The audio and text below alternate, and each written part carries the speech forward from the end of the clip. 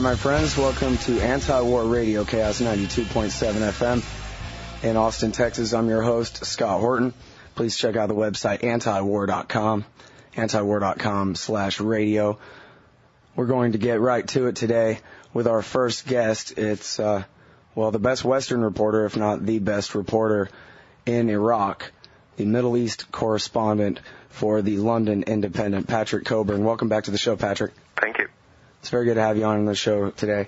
And I want to mention also to the audience, Patrick is the author of the new book, Muqtada al-Sadr, the Shia Revival and the Struggle for Iraq. And he broke two very important stories last week for the Independent, last Thursday, the 5th of June, and Friday, the 6th of June, 2008 here. The first one is called Revealed, Secret Plan to Keep Iraq Under U.S. Control, and the follow-up, U.S. Issues Threat to Iraq's $50 billion foreign reserves in military deal. And Patrick, I guess the first thing I notice here is a lot of people in the Iraqi government are coming to you and trying to get this story out, huh? Yes, I mean, there were a lot of Iraqis, a number of Iraqis who thought the only way that this could be stopped or modified would be to reveal what was happening. Otherwise, the U.S. negotiators were very keen to keep it secret. And now, we've known that they have this thing they call the strategic alliance or something that they're trying to work, but what you've revealed here are the actual terms of the deal. Sure, yeah. I mean, I should explain it's just called the Strategic Alliance or the Status of Forces Agreement, primarily not to call it a treaty between Iraq and the U.S., so that's exactly what it is, and it'll determine the relations between the two countries for the future. The reason that the administration doesn't want to do this is pretty clearly that they don't want to have to submit it to Congress. They don't want to put it before the Senate.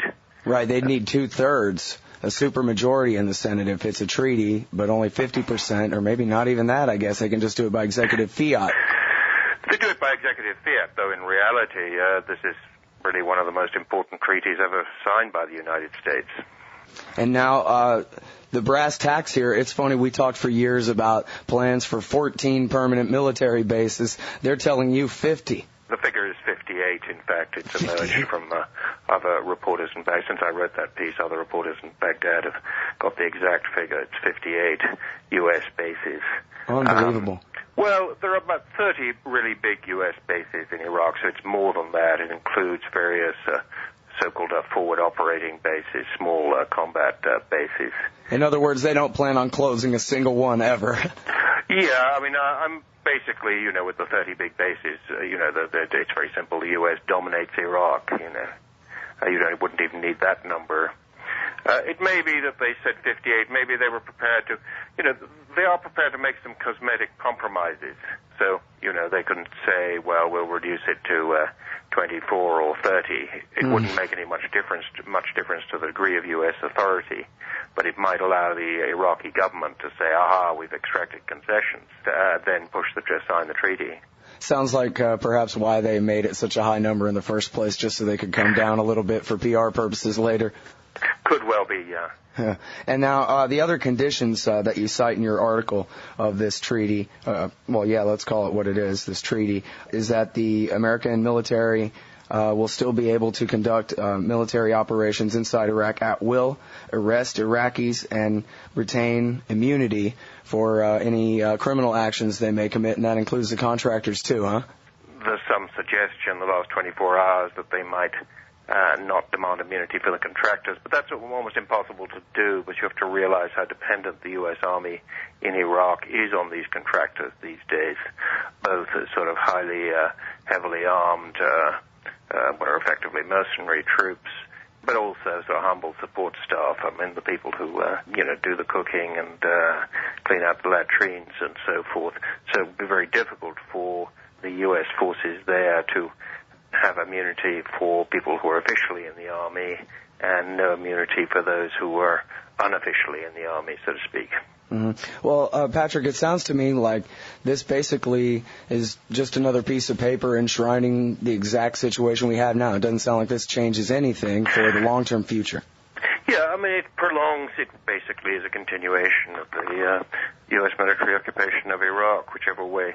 The Iraqi government will want to describe it as something different, and Ryan Crocker, the U.S. ambassador to Baghdad, sort of denounced my article by name, saying it's not permanent bases.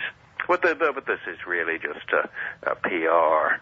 They might, in theory, be tenants of the Iraqi government, i.e. they pay them a few $100s for the base, or there might be a string of barbed wire outside a base with thousands of U.S. soldiers inside, a string of barbed wire with a few Iraqi policemen in sentry box, and then they'd say, well, the Iraqis are in charge of security, so it's not a U.S. base.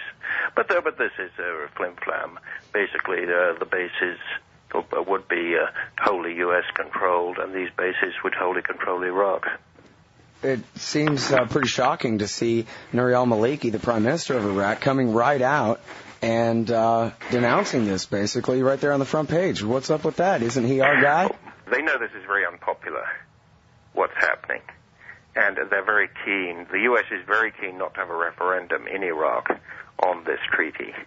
Maliki, I think, doesn't much like it, but doesn't believe he can survive without U.S. support. Therefore, he needs to be seen to be opposing the treaty. Then he will announce that, we've removed the worst parts of this, and now I'll sign. We've fought a heroic battle for Iraq against the U.S. to bring bases under Iraqi control, and then they'll sign. But at the end of the day, I think the degree of U.S. control could well be, what they're demanding. And there's no doubt that President Bush wants this done by 31st of July. He's putting on a lot of personal pressure. Now, we've talked before about the relationship between the Supreme Islamic Council and the Dawa Party with Iran, and, of course, their dependence on the United States as well. Are they simply the cat's paws of the Tehran regime, or is Maliki and Abdulaziz al-Hakim and these guys just basically stuck between the United States and Iran here? They're sort of stuck. They're obviously primarily dependent on the U.S. because, their army is dependent on the U.S. Forces there. They say this publicly. The political origin of these people is mostly in Iran. The Supreme Council of Islamic Revolution in Iraq, they've changed that to a slightly different name recently, but was founded not only in Iran in 1982, but really by the Iranian Revolutionary Guards. They needed to, at that time they thought they might defeat Saddam Hussein in the Iran-Iraq War, and they needed to put an Iraqi face on their occupation. So this was an Iranian creation.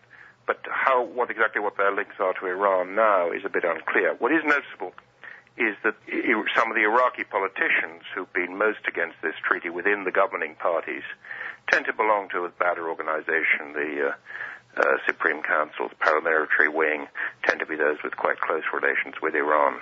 Mm-hmm. And you do say that Abdulaziz al-Hakim has basically seemingly conceded to this. Is that right? Yeah, it looks that way. Again, the presence of the Iraqi coalition ruling in Baghdad seems convinced that it couldn't survive without United States backing. Mm-hmm. And probably they're right. They don't want to test this. They don't want a referendum on this constitution. And they're also facing elections at the end of this year and next year, which, unless they can fix them, they'll probably do badly in. So they're looking at those elections too. Now, Rafsanjani, who's known as, I guess, a moderate in Iran, has denounced this, right? Yeah, he denounced it, said, that the treaty basically would make Iraq a slave state of the U.S., a client state of the U.S. It's kind of telling that all the Iranian sort of senior leaders, including those considered moderate, have been fiercely denouncing this treaty. It's clearly taken very seriously in Tehran as establishing, if it goes through, Iraq as a sort of long-term platform for a war against Iran. So they're very keen to modify it. And there's some talk of contacts between the U.S. and Iran over this, but I don't know how serious those are. In the event of an American war with Iran, Do you think that the Badr Corps would rise up against the American military, or they would stay? Well, you'd have a lot of people who are sympathetic to Iran or work for Iran. At the beginning of the day, Iran is another Islamic state. It's the long-term neighbor. It's not only Islamic, but it's the other big Shia state. A lot of Iraqis, not just Badr, are going to be very uncomfortable with the idea of being allied to the U.S. against the other Islamic Shia state. Shia Muslim state. So there are ways that Iran can directly cause trouble. They have many options, really, because they're enormously influential within Iraq.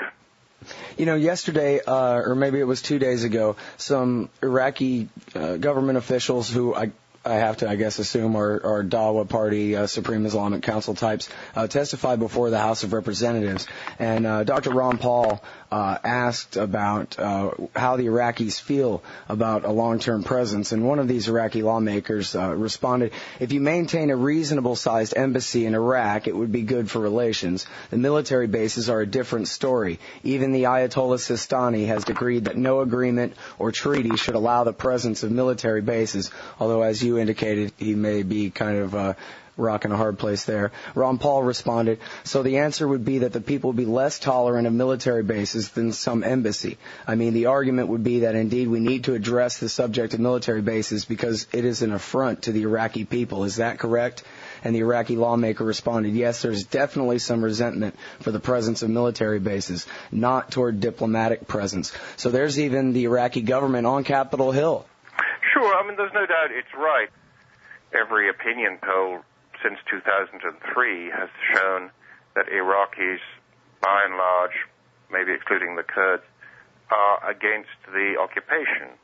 And some are fiercely against, some are more silently against, but it is deeply unpopular. So if we have an agreement which, in effect, prolongs the occupation, and indeed you can't see an end to it, then this is going to create resistance, probably armed resistance, and it's also going to divide Iraqis.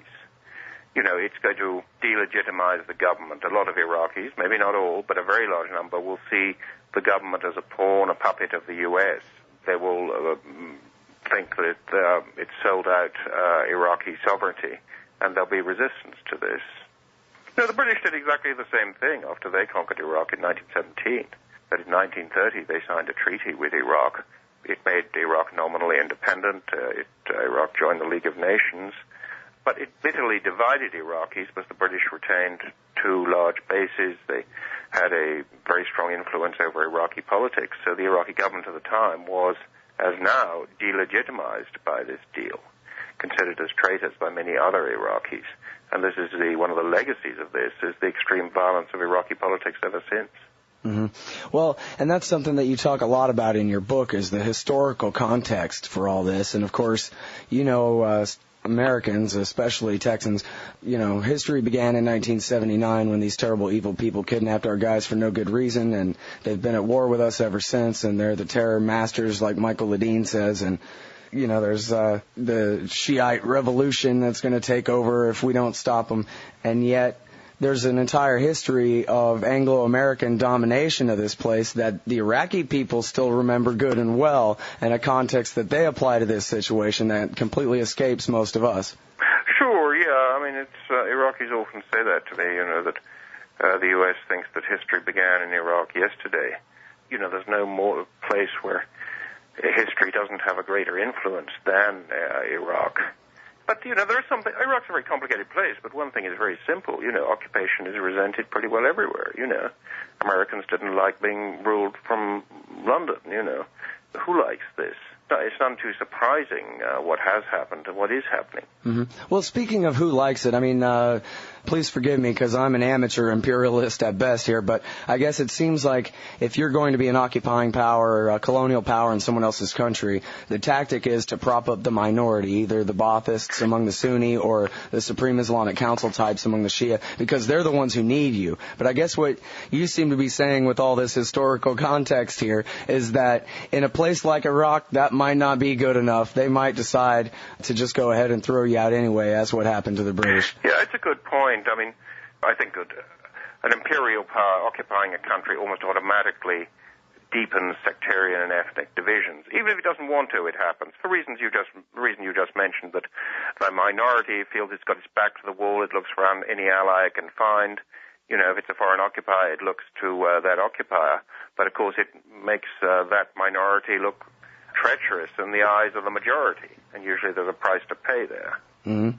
It's like the Tutsis and the Hutus in Rwanda after the Belgians left, right, in the 90s? Sure, I think it happens everywhere, Catholics and Protestants in Ireland, Hindus and Muslims in India. I think the occupying power might do this tactically, but it doesn't have to. It just happens almost automatically. Now, let me ask you about Muqtada al-Sadr and his Mahdi army these days. It seemed like when Maliki launched the big attack, the Mahdi army held their own, but then, since then, they've melted back into Sadr City and made an agreement and allowed Iraqi army troops in there. Is the surge working in Sadr City, Patrick? No, there's a different reason for this. Muqtada al-Sadr leads this enormous movement. I mean, it's the only really mass movement in Iraqi politics. It's really a movement of the Shia poor. And the majority, 60% of Iraqis are Shia, and the majority of those are poor, so this is a very big movement. He's always not wanted to confront the U.S. Army directly or his Shia rivals when backed by the U.S. Army, because that's the one scenario in which he thinks he would lose. He also doesn't want to have, Sadr City and it's an enormous slum and 2.5 million people in it. Doesn't want it battered to pieces, by rockets and attacks from the air. So I think that he wanted a direct confrontation. Instead, what he's been doing is calling big demonstrations against the occupation and against this treaty that we've just been talking about. Do you know of any truth to the government's claims that Muqtada al-Sadr is being armed by the Iranians in order to fight Americans in Iraq? There's probably weaponry coming across, but this is an obsession with outsiders in Iraq, that, is somebody being armed by the Iranians or the Syrians. The one thing that's not difficult to do in Iraq is get weapons. What you need is money, and they do have money. And also the weapons aren't that sophisticated. These IEDs and so forth are discussed as if they were highly technical pieces of equipment. They're pretty easy to make, and people can make money making them. In fact, this is so great. I'm on the phone with Patrick Cockburn himself. It was you who reported in November of 2006 that you had been around in Iraq when, I don't know who it was, the Iraqi army or the American army, had found a factory where they were making not just IED, roadside bombs, but actual EFPs with the molten copper core and so forth, right? Sure, yeah. They discovered one of those, and they kept quiet about it because they wanted to blame all this on the Iranians. At another point, the British in Basra discovered that, some stuff was coming in from Iran, but it was coming in, the importers were actually the Iraqi police in Basra, and the reason they were doing it was money, that these guys would sell it to anybody. Right, there's no economy, right? And so it was just a sort of freelance operation. So I think the sort of obsession that the idea that, if the Iranians stopped supplying these, or the border was shut, but Iraq would become quiet, is quite ludicrous. Mm-hmm. Your brother Andrew, in his piece for Counterpunch a few weeks back about the secret finding authorizing more covert support for operations, covert terrorist operations inside Iran, at the end of that article, he said that he had spoken with someone, I believe an intelligence official, who was recently back from Iraq and familiar with the numbers, who said that well over 2/3 of the attacks against American soldiers are still coming from the Sunni insurgency, whether we call them the concerned citizens or not. Yeah, not the Sadrists. It's still happening. It's happening somewhat less, but it's still happening a lot. Iraq is so fragmented. You had a movement against Al-Qaeda in Anbar province. Then the U.S. military forces were trying to replicate that in the rest of Iraq. But in parts of West Baghdad, I know that are Sunni. It's not actually against Al-Qaeda. The awakening councils are Al-Qaeda, and they get paid by the U.S. Army, but they are deeply hostile to the Iraqi government. So it's a very fragmented place. Could you please elaborate on your statement that the awakening, the concerned local citizens, Sons of Iraq, that they are Al-Qaeda? Yeah, in parts of West Baghdad, somebody was saying to me who belonged to them, he said, I don't think that any Al-Sahwa, that's the name for the awakening councils in West Baghdad, walks home at night without having a relationship with Al-Qaeda, because it's just too dangerous. Then there wasn't the distinction between Al-Qaeda and the other insurgent groups was pretty woolly. So, it varies. And then in other parts south of Baghdad, you have areas there were guys who were guns for hire, Iraq is short on jobs. They worked for Al-Qaeda when they were paid by Al-Qaeda. They worked for the U.S. when they're paid by the U.S.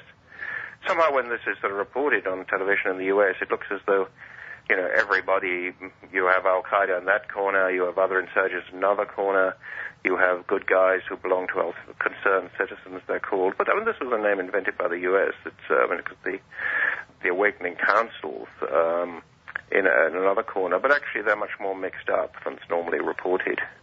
So when the American media says Al-Qaeda in Iraq, we would be too particular to think that what they mean is this group of, religiously motivated, probably foreign pilgrims from Saudi Arabia or Egypt, or that any Iraqis who would be members of that would be under them and their authority. Would that even be a correct assumption at all? Well, this was always exaggerated. Al-Qaeda in Iraq was always had a limited connection to Osama bin Laden, and it's mostly homegrown. It got foreign money. It had some foreign volunteers, above all the suicide bombers. It's pretty difficult for a non-Iraqi to operate in Iraq. He doesn't speak the right kind of Arabic. He doesn't have connections there. So, there are links with outside, particularly with Saudi Arabia and so forth, where a lot of the suicide bombers come from. It's mostly a homegrown organization. I think overall, one can talk about all the details of, these different elements in Iraq, but I always keep in mind something that actually a British military intelligence officer had been in Basra, spoke fluent Arabic, and he was saying to me, he said, when we came in, we used to be kind of pretty patronizing to the Americans and say, well, we know about counterinsurgency because of Northern Ireland and Malaya. He said, but in fact, he said, Basra is 100% different from those, because he said we got no allies locally, we got no real friends. He said in Northern Ireland, we were essentially fighting the Catholics, we were supported by the Protestants. In Malaya, there was an insurgency, it was mostly Chinese, the Malays mostly supported the British. But he said, Basra, we've got no allies, we've got no friends. That's the main political fact. And it's sort of true for the U.S. in Baghdad, too. He's including the Badr Corps in that. Sure, yeah. None of these people really like foreign occupation. And you can tell the attitude, if you're in a room, Americans or British are there with Iraqis. Even Iraqis in the Green Zone, as soon as the Americans or British are left, the conversation really changes. They start criticizing them and so forth. I'd say this is a little difficult in Kurdistan, where the Kurds look to the Americans as a sort of guarantee of their semi-independence. But Kurdistan is not occupied. There are pretty well no American troops up there. Mm-hmm. Well, if I had an I Dream of Jeannie here and I could make her get all the American troops out of Iraq by yesterday, what do you think would happen? Well, I think, this is the only road to peace, ultimately. The American presence there, when it first happened, I said to people, look, I think, the American occupation is basically what generates the violence here. People say, well, Americans and some Iraqis say, well, if Americans left, there'd be an explosion, there'll be sectarian civil wars. But Americans stayed, and we essentially had that. We had, tens of thousands of people slaughtered. There's some, you could say, do they have any positive role, in policing? Well, limited. But it's also, that's one of the American presence is one of the main factors generating violence. And so long as it is there, it'll be resisted.